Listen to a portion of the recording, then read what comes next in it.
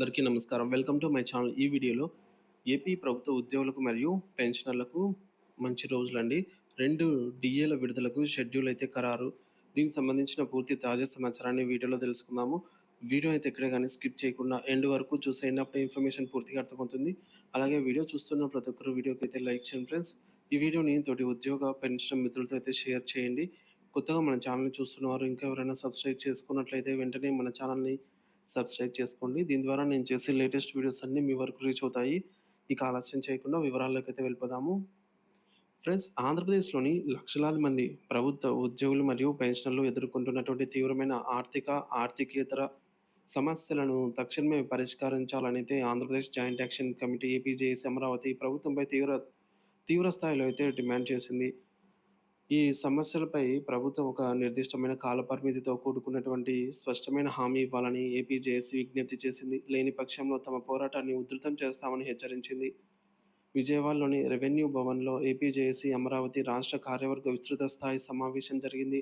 ఈ సమావేశానికి AP JAC Amaravati chairman Bopparaju Venkateswarlu అధ్యక్షతన వహించారు. ఈ సమావేశంలో మహిళా విభాగ రాష్ట్ర కార్యవర్గ జేఏసీ ర అనుబంధ సంఘాల సమావేశంలో ఈ మేరకు చూసుకున్నట్లయితే ఈ సమావేశంలో మహిళా విభాగ రాష్ట్ర కార్యవర్గ జేఏసీ అనుబంధ సంఘాల రాష్ట్ర నాయకులు భారీ స్థాయిలో అయితే పాల్గొనడం జరిగిందనమాట. సో, మొత్తాన్ని ప్రభుత్వ నిర్లక్ష్యంపై బొప్పరాజు వెంకటేశ్వర్లు ఆవేదన అయితే వ్యక్తం చేస్తూ ఈ విధంగా అన్నారు. ఈ సందర్భంగా బొప్పరాజు వెంకటేశ్వర్లు మాట్లాడుతూ 15 నెలల సుదీర్ఘ విరామం తర్వాత ఏపీ జేఏసీ చేసిన నిరంతర కృషి ఫలితంగా ప్రభుత్వ ప్రధాన కార్యదర్శి సీఎస్ ఆధ్వర్యంలో జాయింట్ స్టాఫ్ కౌన్సిల్ సమావేశం జరగడం కొంత ఊరటనిచ్చిందని, అందుకు సీఎస్‌కు ధన్యవాదాలైతే తెలిపారు. అయితే ఇటీవల జరిగినటువంటి ఈ నెల అంటే క్యాబినెట్ భేటీ మరుసటి రోజే జరిగినటువంటి ఆహ్, జ జేఏసీ జరిగిన మరుసటి రోజే క్యాబినెట్ భేటీ కూడా జరిగిందనమాట. జేఏసీ మనకొచ్చేసి 20వ తేదీ జరిగింది. ఆగస్టు 20వ తేదీ జేఏసీ అయితే జరిగింది. మరి దాని తర్వాత ఆగస్టు 21వ తేదీన క్యాబినెట్ భేటీ అయితే ఉండేదనమాట. మరి ఈ యొక్క క్యాబినెట్ భేటీ ఏదైతే జరిగిందో అందులో రాష్ట్ర ప్రభుత్వ ఉద్యోగులకు, పెన్షన్‌లకు సంబంధించి కీలక అంశాలు కనీసం చర్చకు కూడా రాకపోవడం తనను తీవ్ర నిరాశకు గురిచేసిందని బొప్పరాజు వెంకటేశ్వర్లు తీవ్ర ఆవేదన వ్యక్తం చేశారు.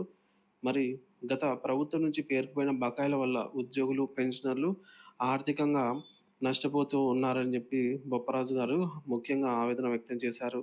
ఇకపోతే 11వ పీఆర్సీ బకాయిల విషయానికొచ్చినట్లయితే వీటి చెల్లింపుల జాప్యం వల్ల ప్రతి ఉద్యోగి సుమారు 5,00,000 నుంచి 10,00,000 వరకు నష్టపోతున్నారు. దీంతో పాటు డీఏ అరియర్స్, సరెండర్ లీవ్ చెల్లింపులు కూడా ఉన్నాయన్నమాట. సో, ఇవి కూడా చెల్లించకపోవడం వల్ల ఉద్యోగులు తీవ్ర ఇబ్బందులైతే పడుతూ ఉన్నారు. వీటితో పాటు GPF, APGLI, retirement gratuity, commutation leave encashment ఇవన్నీ కూడా సకాలంలో అందక ప్రతి పెన్షనరు 15,00,000 నుంచి 20,00,000 వరకు నష్టం చవిచూడాల్సి వస్తుంది అని చెప్పేసి ఆయన తెలిపారనమాట. గత ప్రభుత్వ హయాంలో పదవీ విరమణ చేసిన అనేక మంది ఉద్యోగులు తమకు రావాల్సినటువంటి బకాయిలు అందకుండానే కన్నుమూయడం బాధాకరం. ఇది మానవీయ కోణంలో నేరమని జెప్పేసి క్షమించరానిదని జెప్పేసి ఆయన ఆవేదన వ్యక్తం చేశారు. సో, ఇకపోతే ఏపీ జేఏసీ తరపున ప్రధాన డిమాండ్‌లయితే వినిపించారనమాట. బొప్పరాజు వెంకటేశ్వర్లు ఉద్యోగ పెన్షన్‌ల తరపున ప్రభుత్వం ముందు పలు కీలక డిమాండ్‌లనైతే ఉంచారు. ఇందులో మొదటిది బకాయిల వివరాల స్పష్టత. ముఖ్యంగా ఏ ఉద్యోగికైనా, పెన్షనర్‌కైనా ప్రభుత్వము ఎంతెంత మొత్తంలో బకాయి ఉందో స్పష్టంగా తెలియజేస్తూ ఆ వివరాలను పే స్లిప్‌లో తప్పనిసరిగా కనిపించేలాగా చర్యలైతే తీసుకోవాలి. ట్రెజరీ ఆమోదం పొందిన వెంటనే ఆ మొత్తం చెల్లించాలి అనైతే స్పష్టం చేశారన్నమాట. సో, నా బకాయిలు ఎంత ఉందో నాకు తెలియాలి ముందు అని జెప్పేసి అన్నారు. ఇక మంత్రివర్గ ఉపసంఘం ఏర్పాటు. ఉద్యోగుల్లో పేరుకుపోయిన అసంతృప్తి, ఆవేదనను తొలగించడానికి ముఖ్యమంత్రి, ఉప ముఖ్యమంత్రి వెంటనే చొరవ చూపి ఒక మంత్రివర్గ ఉపసంఘాన్ని ఏర్పాటు చేసి జేఏసీ నాయకులతో చర్చలైతే జరపాలి అని అన్నారు. ఇకపోతే కాంట్రాక్ట్ ఉద్యోగుల క్రమబద్ధీకరణ. వివిధ ప్రభుత్వ శాఖల్లో ఏళ్ల తరబడి పనిచేస్తున్న దాదాపు 7,000 మంది ఒప్పంద ఉద్యోగులను తక్షణమే క్రమబద్ధీకరించాలి. ఔట్‌సోర్సింగ్ సిబ్బంది సంక్షేమం.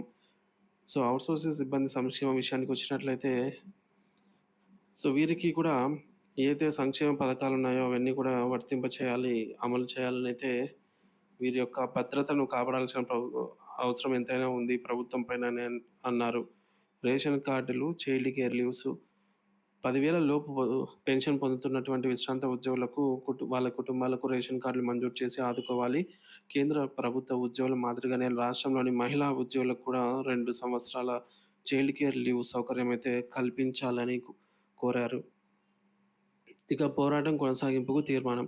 ఈ సమావేశంలో సంఘం రాష్ట్ర secretary general Pallisetti Damodara Rao, associate chairman TV ఫణిఫేర్ రాజు సహా పలు అనుబంధ సంఘాల రాష్ట్ర నాయకులు పాల్గొన్నారు. వారంతా ఉద్యోగులు, పెన్షనర్ల సమస్యల తీవ్రతను వివరించి, ప్రభుత్వం నుంచి స్పష్టమైన కాలపరిమితితో కూడిన హామీ లభించే వరకు తమ పోరాటం కొనసాగిస్తామనైతే స్పష్టం చేశారు. ఇకపోతే రాబోయే కార్యాచరణ. ఏపీ జేఏసీ నాయకులు మాట్లాడుతూ ప్రభుత్వం తమ డిమాండ్లను వెంటనే పరిష్కరించకపోతే తదుపరి కార్యాచరణ ప్రణాళికను రూపొందించి రాష్ట్ర వ్యాప్తంగా ఆందోళన కార్యక్రమాలను చేపడతామని తెలిపారు. ఉద్యోగుల న్యాయమైన డిమాండ్లను ప్రభుత్వం ఆలస్యం చేస్తే అది ఎన్నికలపై తీవ్ర ప్రభావం చూపుతుందని కూడా ఈ మేరకు హెచ్చరిక అయితే జారీ చేశారు. సో మొత్తానికి పరిష్కారానికి ఏపీ జేఏసీ అమరావతి డిమాండ్ ప్రభుత్వ నిర్లక్ష్యంపై అయితే బొప్పరాజు గారు తీవ్ర ఆవేదన వ్యక్తం చేశారు.